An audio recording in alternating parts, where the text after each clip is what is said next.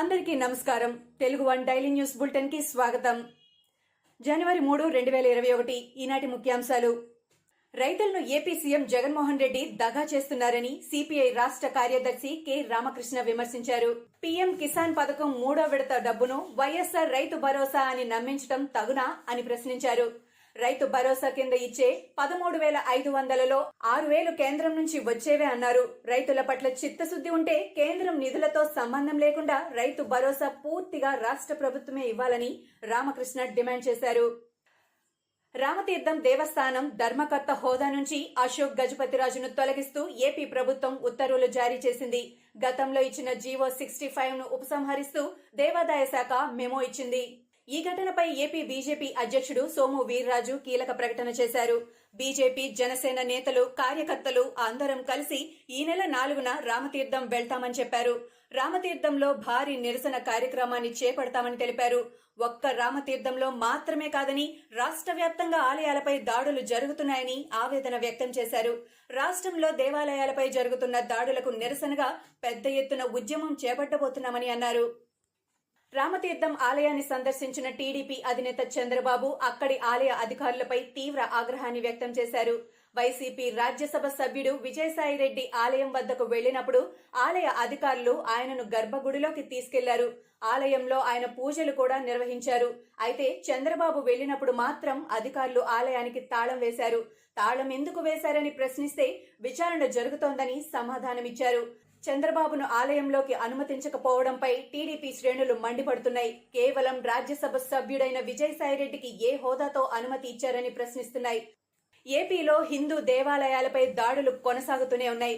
రామతీర్థం, రాజమండ్రి ఘటనలు మరొక ముందే తాజాగా కర్నూలు జిల్లాలో మరో దారుణం చోటు చేసుకుంది.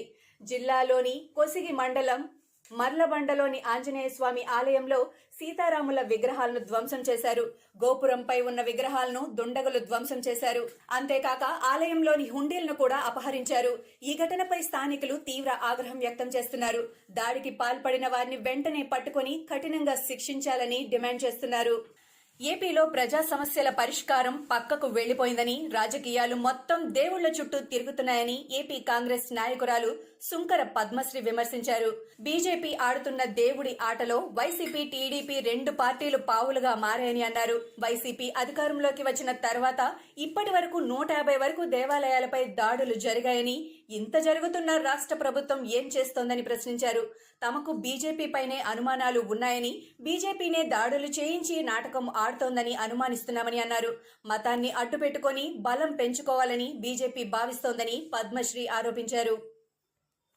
ఖమ్మం జిల్లా మధిర మాజీ ఎమ్మెల్యే కట్టా వెంకట నరసయ్య కన్నుమూశారు. ఆయన వయసు 87 సంవత్సరాలు.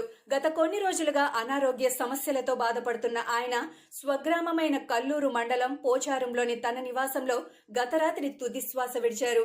మధిర నియోజకవర్గం నుంచి సిపిఎం తరపున 2 సార్లు ఎమ్మెల్యేగా ఎన్నికయ్యారు. హైదరాబాద్ కు చెందిన భారత్ బయోటెక్ అభివృద్ధి చేసిన కోవాక్సిన్ ప్రయోగ పరీక్షల్లో సానుకూల ఫలితాలు వస్తున్నాయి. దీనిపై Bharat Biotech joint managing director Suchitra ఎల్లా స్పందించారు. వ్యాక్సిన్ నాణ్యత, సమర్థత విషయంలో ఎటువంటి సందేహాలు లేవని తెలిపారు. అన్ని జాగ్రత్తలు తీసుకుంటూ తాము బెస్ట్ వ్యాక్సిన్ ను తయారు చేస్తున్నామని అన్నారు. ఇందుకోసం 3,000 మంది శాస్త్రవేత్తలు, ఉద్యోగులు 9 నెలలుగా కష్టపడి పనిచేస్తున్నారని చెప్పారు. భారత్ లో 26,000 మంది వాలంటీర్లతో క్లినికల్ ట్రయల్స్ చేస్తున్నామని తెలిపారు. కేంద్ర మాజీ మంత్రి, కాంగ్రెస్ సీనియర్ నేత బూటా సింగ్ శనివారం కన్నుమూశారు.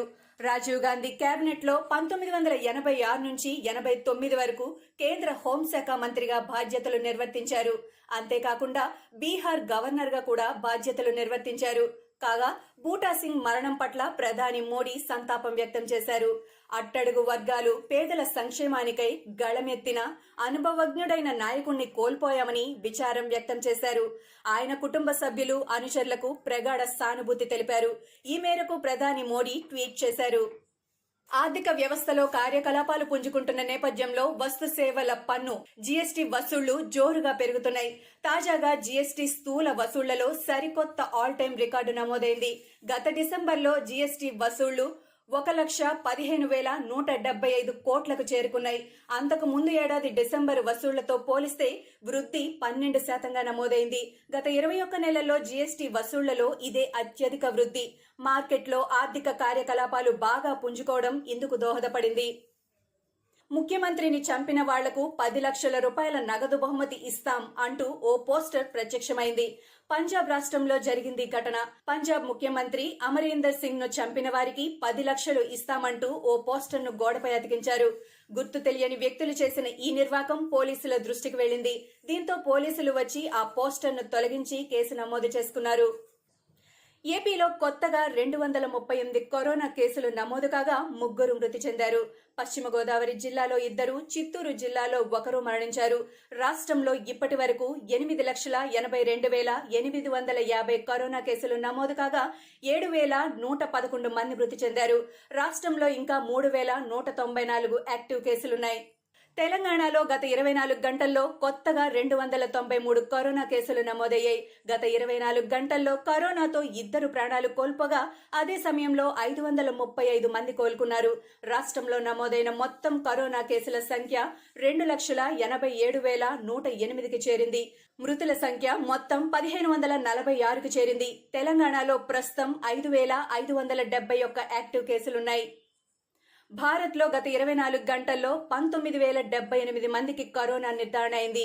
దేశంలో నమోదైన మొత్తం కరోనా కేసుల సంఖ్య 1,03,05,778కి చేరింది.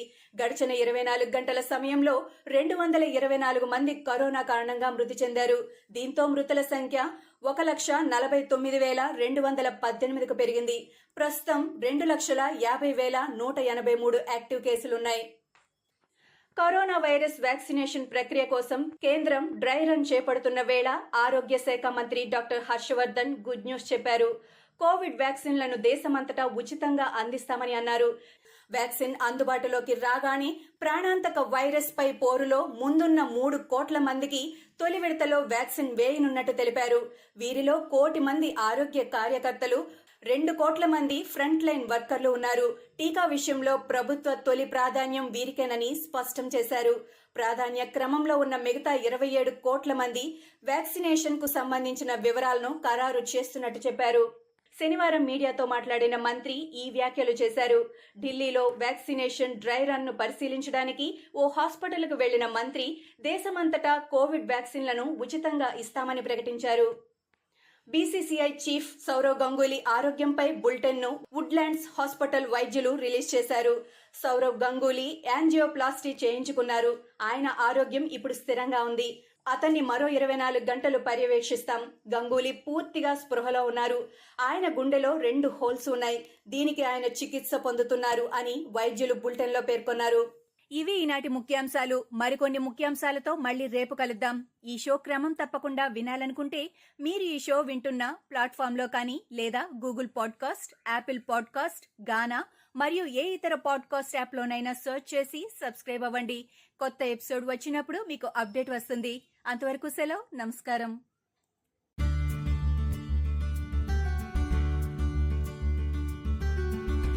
తెలుగు సాహిత్యంలో మంచి రచయితల ఉత్తమ కథల్ని ఎంపిక చేసి కథావాహిని ద్వారా వారం వారం వినిపిస్తున్నాము.